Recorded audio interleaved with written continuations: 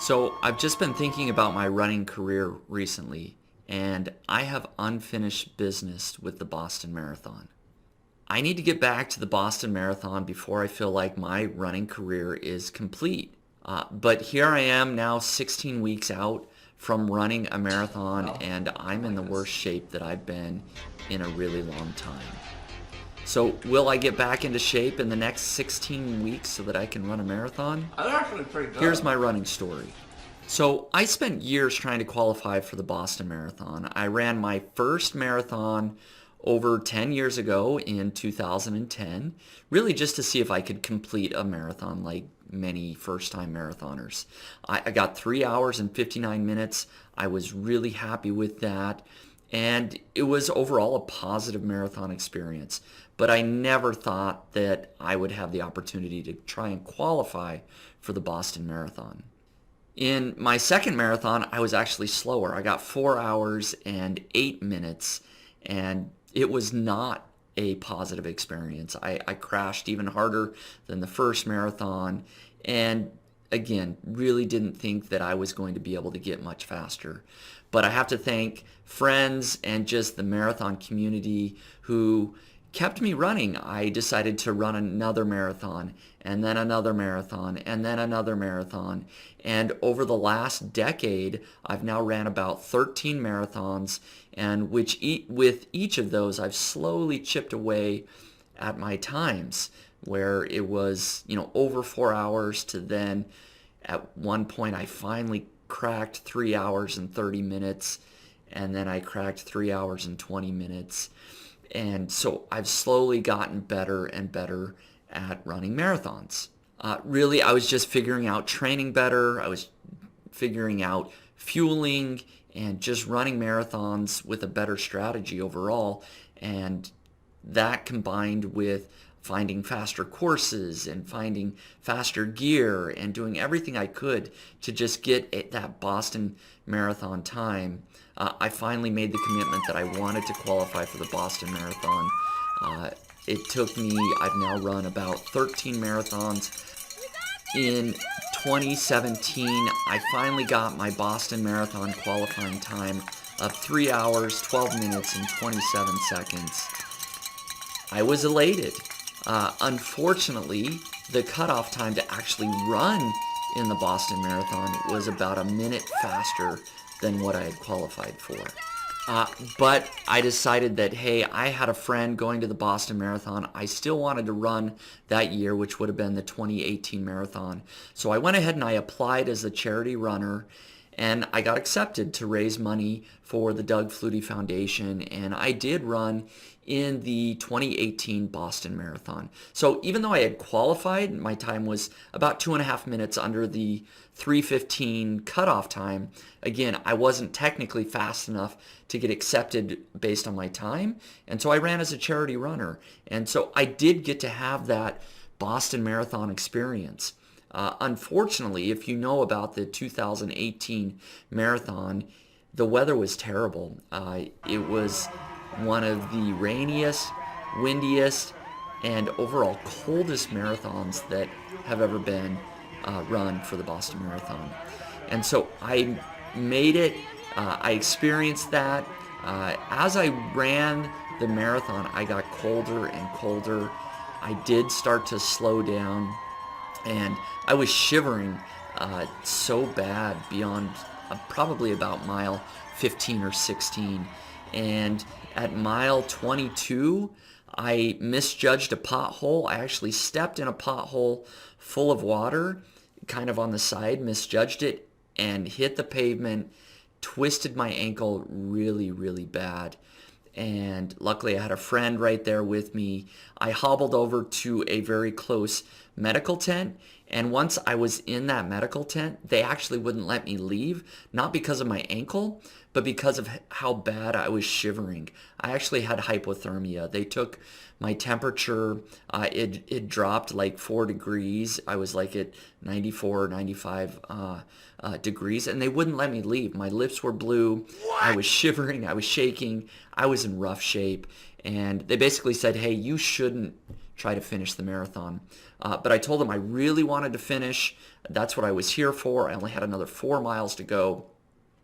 And so I sat there for an hour in blankets. They tried to dry me off and warm me up as much as possible. And they let me leave when my temperature got back up to 98.6 degrees.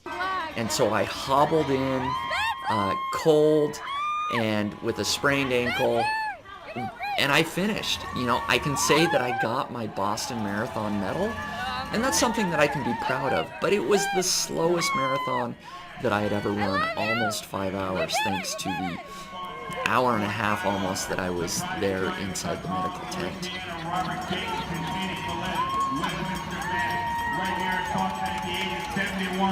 Frank Morano finishes the Boston Marathon, and a fundraiser Spencer Hawes raised $24,000 for the Doug Flutie Foundation. Look at that! They even mentioned him! So even though I had my Boston Marathon experience, I feel like I need vindication. I got in as a charity runner. I had to face the worst weather possible. I sprained my ankle. I got hypothermia. Yes, I finished, but it was my slowest marathon possible. So I really wanted vindication.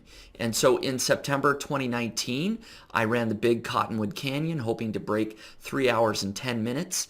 I didn't do that. I got 3 hours, 15 minutes in that marathon. It was a tough marathon. But I didn't give up, and I tried again at Big Bear in 2019, at the end of 2019. In November, I actually did qualify for the Boston Marathon. I got a personal best. I ran 3 hours, 9 minutes, and 48 seconds. Now, you may know that because they changed the qualifying times, that was actually only about 12 seconds under the qualifying time. And so I knew I probably wasn't going to get in based on my time. I was only about 18 seconds under, even though I had run the fastest time I had ever run. I was motivated. I wanted to get about a 5-minute buffer, so I was shooting for a 3:05. I decided, okay, I'm going to give it one more shot in April 2020. I signed up for the Mount Charleston Marathon, and I trained really hard over the winter between Big Bear and Mount Charleston. I was in the best shape of my life, I guarantee it. I was putting up training times that it was even hard for me to believe how fast I was running. I didn't realize I could run that many miles, sub 7 minutes or etc. as I did my tempo runs. I felt really good, like I could get a 3:05 time. But you may know the end of the story here is that in March of 2020 is when COVID hit really hard in the U.S. and they started shutting things down. I found out 3 weeks before the Mount Charleston Marathon that was supposed to happen in April 2020 that it got canceled. I was devastated, just like tons and tons of marathoners around the world that had their races canceled in 2020. Like a lot of people, I thought maybe I would have a shot in the summer, so I signed up for the Mount Hood Marathon in June 2020. That got canceled. Undeterred, I signed up for the St. George Marathon in October of 2020, or September 2020, and that got canceled too. By this time, I had basically stopped training. I didn't have a lot of motivation. We're all in lockdown. We're in our houses, and I didn't feel like a race was going to happen, and so I stopped training, if I'm honest. And I've gotten in pretty bad shape over the last year, really, since my peak of about a year ago to where I'm at now. And honestly, I was kind of relieved that this last marathon got canceled. I was out of shape. I wasn't really training. But I have my wife to thank. She really wants to run a marathon on her birthday. And the Mount Hood Marathon, June 26, 2021, is on her birthday. We just found out that got canceled too. But it just so happens that Revel Marathons released a limited edition Sun River Marathon in Idaho, and we signed up for that. It is also June 26, 2021, on my wife's birthday. She's super motivated, and it's starting to rub off. And so I feel strongly that that marathon is going to happen. It's now 16 weeks out from that marathon, and it's a limited edition in Idaho, which borders are much more open. Its businesses are much more open, and so I'm very confident this one actually is going to happen. So here I am. As I record this video, I'm almost exactly 16 weeks out from the Sun Valley, Idaho Marathon. I'm in the worst shape I've been in a long time. I'll be honest. I haven't really been training. I've been doing some short runs 2 or 3 times a week, so I'm not completely out of it, but I'm 20 pounds heavier than I need to be from where I was about a year ago. I'm at 150 pounds now, and I'd like to be at about 130 pounds when I run a marathon to get my best time possible. So to be clear, I don't expect that I'm going to be able to get a Boston qualifying time in 16 weeks. That's just not feasible. I know how much work it takes. But I want to work really hard for the next 16 weeks to get in great marathon shape, to, put a good dent on getting close to a respectable time. But mostly I want to train for 16 weeks, lose 20 pounds, and get into a position where I can then say, all right, at the end of 2021, in fall 2021, what's a marathon I can run to feel like I can truly take a great shot at qualifying for the Boston Marathon. So I can get back there, I can get my vindication, and I can get my revenge on the Boston Marathon.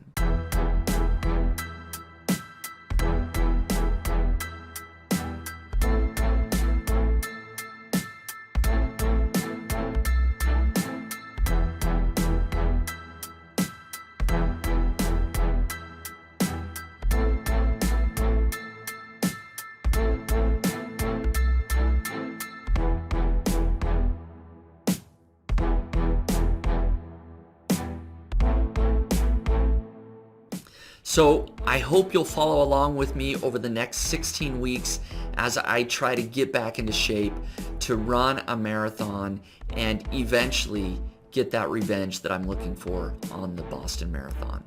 If you want to follow along with me, go ahead and hit that subscribe button. I'll be producing videos at least on a weekly basis as I do more training, get back in shape, and hopefully as we interact with each other, we can both motivate each other. I can stay on task and work hard, and maybe even you can stay motivated as well. Thanks a lot for watching.